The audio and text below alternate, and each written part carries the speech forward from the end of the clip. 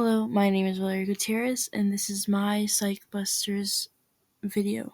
Talking to a shrink is no better than talking to a good friend.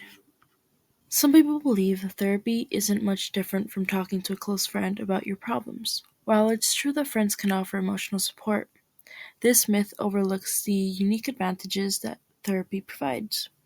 A trained therapist offers expertise, objectivity, and structured approach to handling emotional or psychological issues.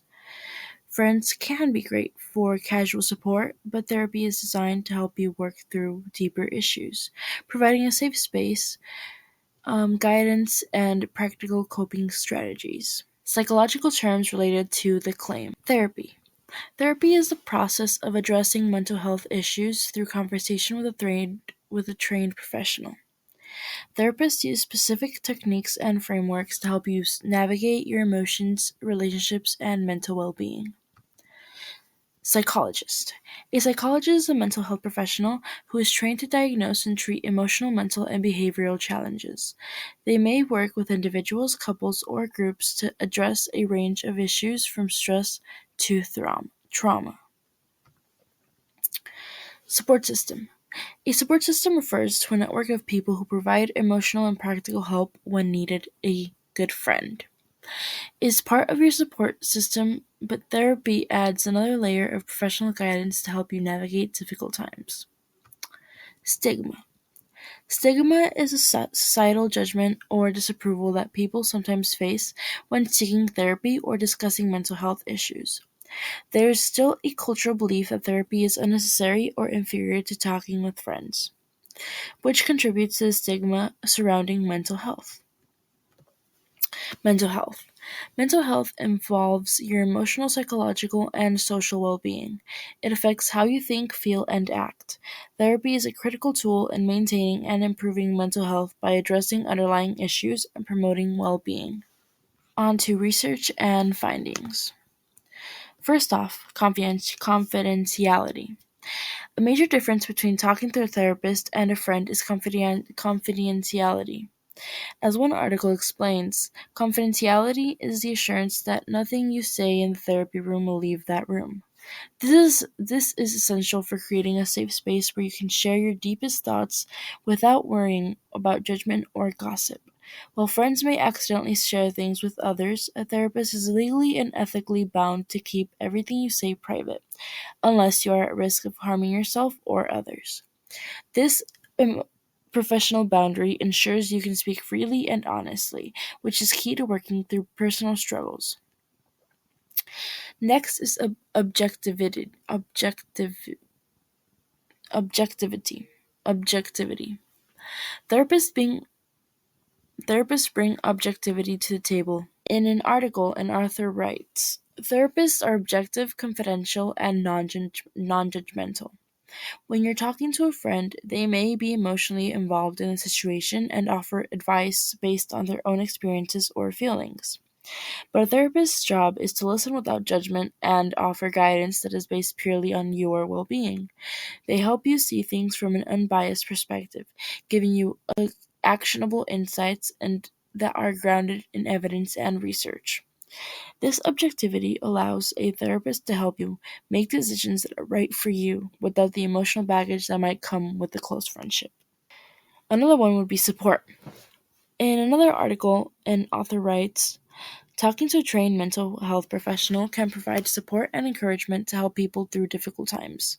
While friends are great for offering emotional support, a therapist's support goes beyond just listening. They are trained to help you identify unhealthy patterns, suggest coping strategies, and encourage positive change. Whether you're dealing with anxiety, grief, or relationship issues, a therapist can provide structured, evidence based tools to help you better manage your emotions and move forward in a healthier way. Now, this claim is, drumroll please, busted! Okay, on to our next claim. Reward is more effective than punishment in learning. The myth oversimplifies the process of behavioral change.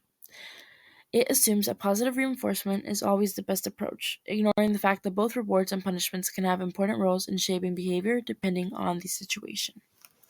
Psychological terms related to the claim. Positive reinforcement. This is when you encourage a behavior by offering a reward or pleasant outcome. It's about motivating someone to continue a certain behavior by showing them there's something positive in it for them. Negative reinforcement. This works by removing something unpleasant to encourage a behavior. For example, if you stop nagging someone once they complete a task, you're using negative reinforcement to motivate them. Punishment. Punishment aims to decrease the likelihood of a behavior by applying an unpleasant stimulus or taking away something enjoyable. It's intended to reduce certain behaviors, but it can have negative emotional consequences if used incorrectly. Shaping. Shaping is a technique used in behavior modification where you reinforce successive steps toward a desired behavior. It's often used to teach complex behaviors, gradually rewarding each small step toward the final goal. Behavior modification. Behavior modification involves using a combination of reinforcement and punishment to encourage or discourage certain behaviors. It's commonly used in therapy or education to help individuals develop better habits. And now to our research and findings. Now, punishment. An article explains from an evolutionary perspective, people tend to avoid punishments or dangerous situations. This makes sense because, from a survival standpoint, humans and animals are wired to avoid pain and discomfort. When faced with punishment, whether it's physical, emotional, or psychological, individuals tend to change their behavior to avoid the negative consequence. However, while punishing can work as a short term solution, it doesn't always address the underlying cause of the behavior. Over time, individuals may either become desensitized to punishment or develop negative emotions like resentment, which can hinder long term growth. Both. Both rewards and punishments affect the brain in different ways.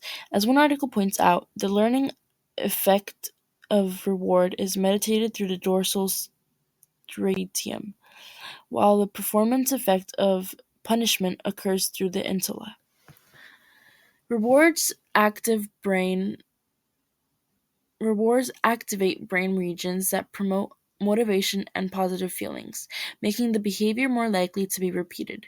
On the other hand, punishment activates areas of the brain that processes negative emotions like discomfort or fear, leading to behavior suppression. Both methods can be effective depending on the context, but using them thoughtfully is key to shaping behavior in a healthy way. And neither. Another article explains when rewards are applied, a child's motivation decreases, and when punishments are used, learning shuts down and resentment builds. This highlights that using rewards and punishments too frequently or inappropriately can backfire. Over relying on rewards to make someone focus on the external reward rather than developing intrinsic motivation. Similarly, frequent punishment can lead to negative emotions and even rebellion, which can shut down the learning process. To foster long-term growth, it's better to focus on a more balanced approach that encourages self-motivation and emotional understanding. And this claim is plausible.